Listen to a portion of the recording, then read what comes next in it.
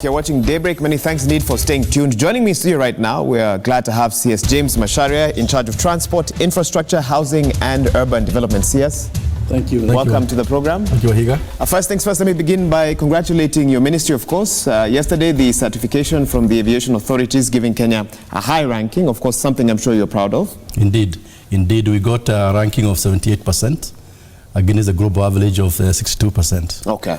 And this is done in 5 years, and we're happy that we have sustained positive achievements. And of course, coming at a very timely moment with Kenya's anticipation of direct flights to the United States as well. Precisely. Actually, the biggest positive aspect was if we had gone a downgrade yesterday, what that meant was Kenya Airways would not have taken off in October to the US. All Kenyan carriers would have been prohibited from flying to Europe, to the US. And so this was a big achievement for us. Okay. Yes. All right. Thank you, CS. Let's switch gears now. President Uhuru Kenyatta, your boss, recently issued a directive freezing all new government projects until those that are ongoing are completed. Which are key projects under your ministry that have stalled, that fall under that particular category? Well, I think the good thing for us is most of the projects were started in the last government, in the last term. Like if you remember 2013, the president initiated this project of 10,000 kilometers of roads, across the country. And these projects have been ongoing in the last 5 years. Out of the target of 10,000 kilometers, now we got about either completed or in progress about 8,500. Okay. And therefore for us in the road sector, it is unlikely to be affected because already these projects were already ongoing. But what about aviation projects like this one, the 4.3 billion that was paid in advance to a Chinese contractor for the construction of a new terminal that never actually took off? The KAA CEO has actually told the Public Investments Committee that they're still trying to find the documentation to confirm exactly what happens to a project like that one, for example. Well, for us, for that as well, Wahiga, also there will be no impact whatsoever. Because if you recall 2 years ago, we actually did stop the project. We actually terminated the project. And we did so because we assessed the economic viability of the project. Okay. And we did not think there was much to it because at a cost of 100 billion shillings, we did not think that by doing that project, it will add a lot of economic value. So already that had been stopped. Okay. And so with the 4.3 billion lost. This directive, that has been negotiated between the parties. Have we paid? Has Kenya paid? Because this money was paid in advance, the contractor, and that contractor is being asked now to refund the money. Okay. Because nothing much was put on the ground. Okay. If you go to the site, you just get a very big hole, and therefore there is no demonstration that any work was done. Okay. So the loss to Kenyans will be minimal, if at all. So what happens to some of the other projects? For example, what happens to the proposed Nairobi-Mombasa Expressway, the 300 billion Kenya shilling one, I think about 6 lanes that was to be built?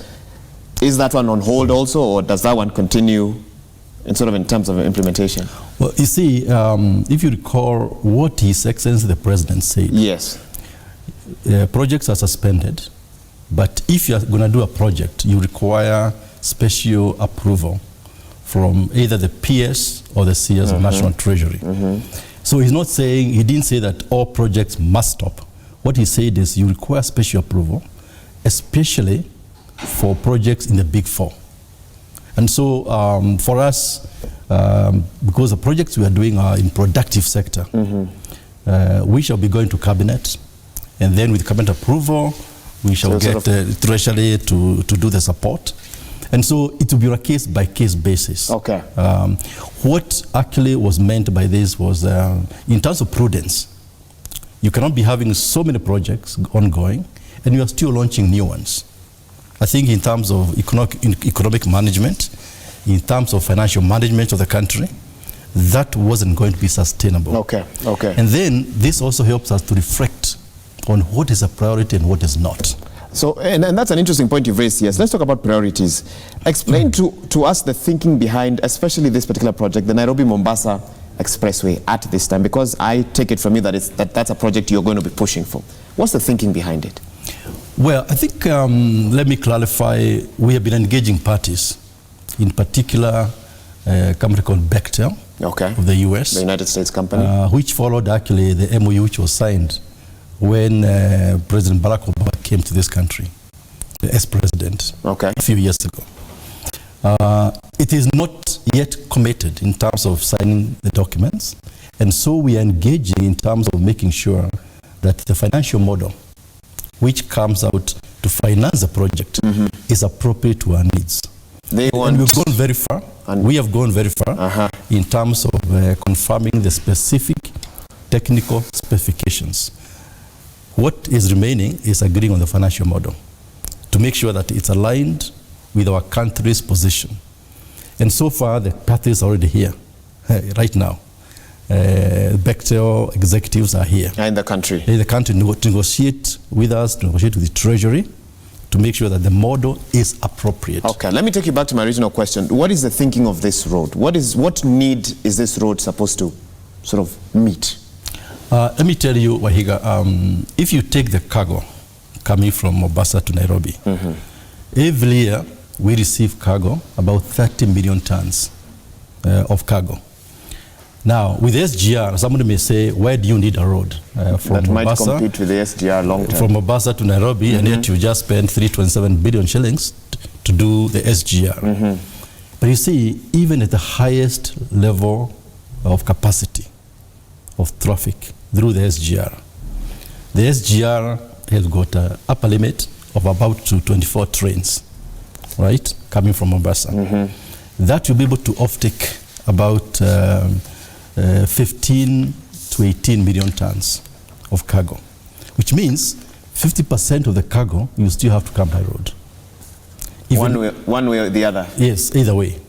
And so even if you make sure that we got 24 trains every day coming to Nairobi, you still have 15 to 18 million tons of cargo, which must go by road. And therefore, eventually, we shall still need road transport. And that's why we are telling people, don't be so scared that SGR will wipe out all the trucking business. The trucking business will still be there, only that it will be reduced in terms of volumes. Why would we not rehabilitate the road that we currently have at a cheaper cost? What we did was we assessed two options. One of them is exactly what you've said, in terms of rehabilitating the road we have, expanding it, or having a new alignment altogether. And you'll be surprised, actually doing a new alignment was a lot cheaper. Do you have any figures? Because of, if you take, for example, utilities, power lines, developments along the corridor, it will be cheaper actually and faster to do a new alignment altogether. And then at the same time is, this is a busy road.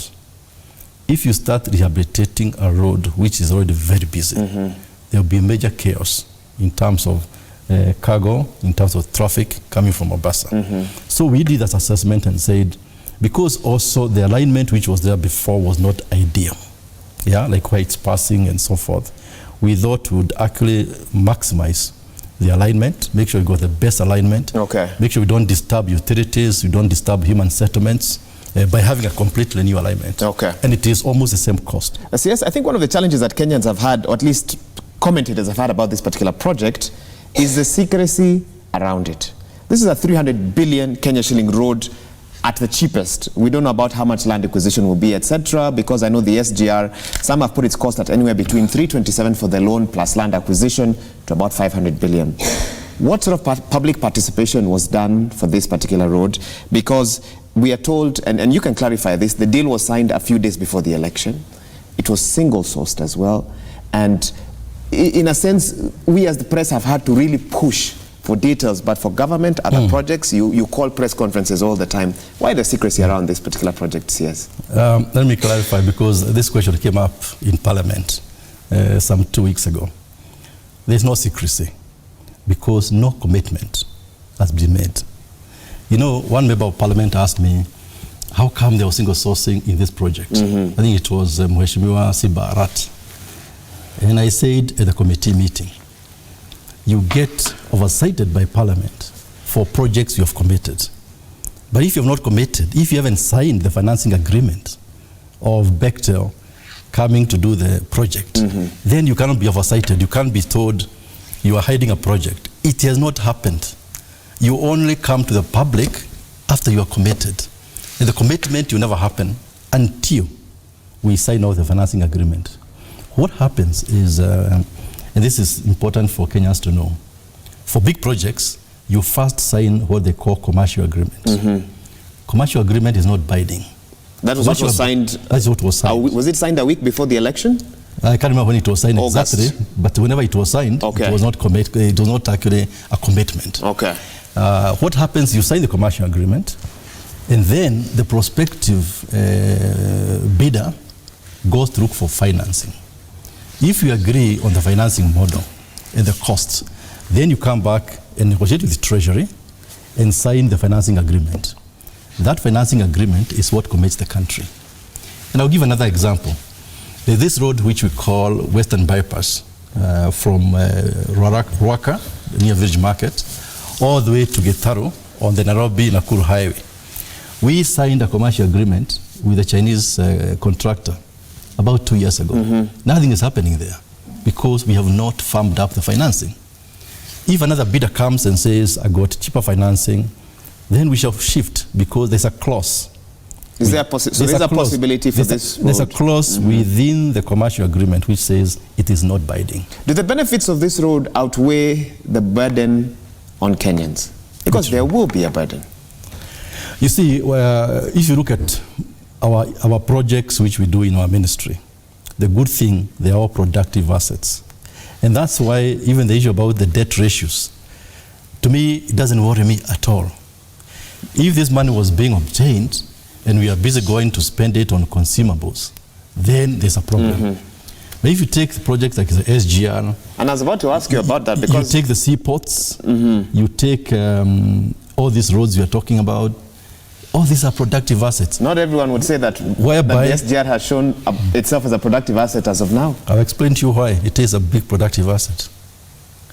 When we envisioned the SGR, we brought in statistics to show how it will be done and the impact it will have on our country. We launched it last year on the 31st of May, right? And from day one, Kenyans started enjoying Madaraka Express. On the passenger service, now we got 2 trains, actually 2 pairs, 2 coming this way to Nairobi and 2 going to Mombasa. Even more importantly, we launched the freight service in January. In January, we launched 1 train, and we committed to Kenyans that every month we shall be adding an extra train. As of now, we have 7 pairs, meaning 7 trains coming from Mombasa to Nairobi and vice versa. So in one day, we've got 14 trains of cargo. Now, compare that with what has happened in some of our neighboring countries. Like one of the trains which was launched in September 2016 in one of the neighboring countries. As of now, after almost 2 years, they only got 1 train running. How much debt do they have? It was... Because I think you also need to look at it holistically, to be quite fair. This train, actually, the length of the truck was longer than ours, which means the debt levels are much higher than ours. The key thing to note is the numbers which you see being put around, you have to put it in the context of the size of the project and also the financial performance. For example, in the first year, which is this year, we are going, this financial year, which is 2018-2019, we are going to break even in this train. Is that what you told parliamentarians when you said if it doesn't break even by 2019-2020, you put that rider there? Yes. Meaning there's a possibility it might not break even. Is that different from what you're saying? I actually showed them the numbers. I told them in this financial year, 2018-2019, it will have revenues of 2.2 billion shillings per month against cost of 1.8 billion. Meaning a profit of 400 million in the second year of operation. In the third year of operation, which is 2019-2020, the revenues will go to 3.3 billion. So why did you add this rider when you're before that parliamentary committee? Why did you tell them, I quote, if the SGR does not break even by the 2019-2020 financial year, when the loan repayment to the Chinese government is due to begin, then the exchequer will pay from the newly established railway levy? You never know about the future, right? But you can only predict given the profile of the performance. And what I told them was, this financial year, this will be the performance. next financial year up to 2020. If all goes according to what CS Macharia hopes. And so far it has. Let me ask you a question. So last year, CS, you told the BBC that the Chinese loans will be paid back in about 4 years. In fact, let me read you the exact quote. You expect the new line to boost GDP by 1.5%, allowing the Chinese loans to be paid back in about 4 years. Yes, then you tell parliamentary committee that if we are not able to break even, now we're not even talking about paying loans, now we're talking about breaking even, then we'll have this railway development fund. I'm seeing shifting goalposts. No. Yes, the more you push, I think that reporting is not accurate. Who, the one what on the BBC website? What we said, what I told Parliament, what I told What to them, Parliament? Go ahead. Yeah, I give specific numbers, right? And I'll repeat them again here. I said in the second financial year, which is this one, starting July 2018-2019, right? The second financial year, the revenues is 2.2 billion per month, against costs of 1.8 billion, meaning profit of 400. The revenues will be at the end of the financial year. Already we have the trains on the track. You know, something which you are saying futuristic. The trains are there on the ground, running with the cargo. In the next financial year, which is 2019-2020, the revenues, you go to 3.3 billion shillings, right, per month, against cost of 1.9 billion shillings, meaning profit 1.4 billion a month. The next financial year, which will be the last year before we start repaying the loans, the revenues will be 3.6 billion, against cost of 2 billion, profit 1.6 billion shillings. These are projections which so far we have met, because we told Kenyans we shall be adding a train every month. By December, there'll be 12 trains. If all goes according to what you hope, when do you anticipate to have cleared the loan? And remember, there's interest that's also accumulating by. You told the BBC 4 years. Are you standing by that statement? As an accountant, let me tell you, I'm very happy with the numbers because the repayment of the loan does not kick in until 2020. But the interest has been accruing, right? Yeah, it's accruing, but at the same time, we are putting money in the bank. Because this profit, I'm telling you, the 400 million per month, this financial year, the next year, about 1.4 billion, it is being banked, waiting for the loan repayment to kick in. And so, I'm sitting here telling you that the cash reserves are going up, despite the fact that we are paying interest. And when that happens, when the actual loan repayment kicks in, the money will be there. What I'm finding hard to believe, CS, and I don't want to be overly critical, is when it comes to the SGR, the World Bank had reservations about it and its viability. A Canadian consortium had reservations about the SGR.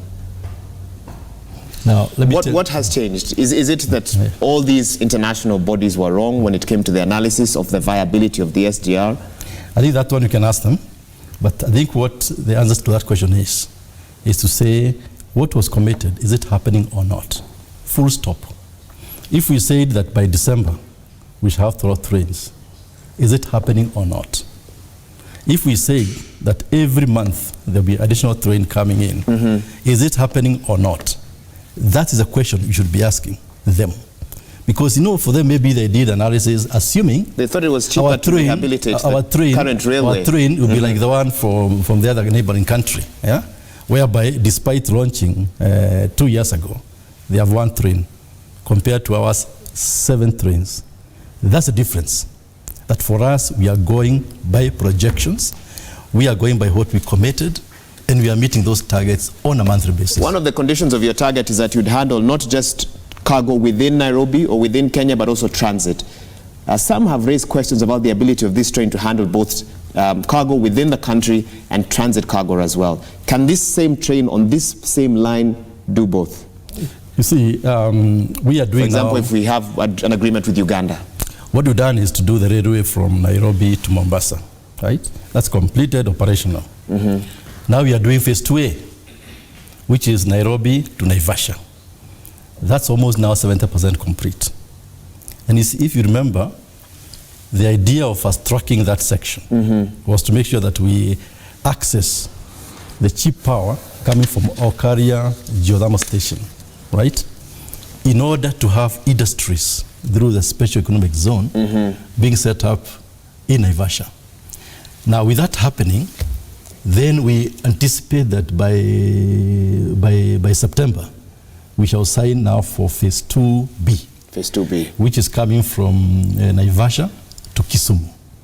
Upon reaching Kisumu, the contract involves investing in a new port in the western part of the Kisumu city, which will cost us about 14 billion shillings. That will open the entire region.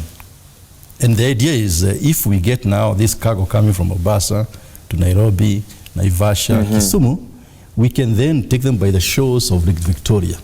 And so is your answer yes to my question that the train will be able to handle both? Oh yeah, certainly. Traffic, cargo both within Kenya and Uganda as well, and sort of taking it out there? Absolutely. In fact, let me also add to this to what we are saying. Okay, briefly please, we are out of time. We are also rehabilitating the MGR, the meter gauge, from Nairobi all the way to Malaba. And the idea is because that central line is also very productive. Naivasha, Nakuru, Eldoret, up to the border. The MGR can then, in the meantime, before we complete this phase 2B to Kisumu, can also now take off the cargo from the SGR to make sure it's completely networked. Okay. Yes. Let me get a last thought from you. So what do you then say? And yes, you've come here and you've painted a very flowery picture or rosy picture of the SGR. What do you say to those who believe that the government bit off more than it can chew with the SGR, that you're now bullying importers and forcing them to use SGR facilities when some say you're making us take facilities, our products to Nairobi to bring them back to Mombasa? To those who say that you're now even looking at introducing the railway levy as a backup in case things don't work, that the government simply bit off more than it can chew. What would you say to that? You use some very heavy words, bullying. This is a very free market. That's what some of them have said. Yes, and you know it. They've summoned you for. You've had meetings with some of them. But this is a very free market, right? The 7 trains I told you, we didn't have a whip. Now people have seen the advantage. It is taking 1/3 of the time of getting the cargo from Mombasa to Nairobi. Which businessman, which rational businessman will not take the option of the SGR? So they came because they see the benefit. Look at the cost. The cost is a fraction of what they were paying, right? Railway levy is not something new. In fact, I want to avoid using the levy to pay the loans. That's why I'm making sure that railway is profitable, is commercially viable.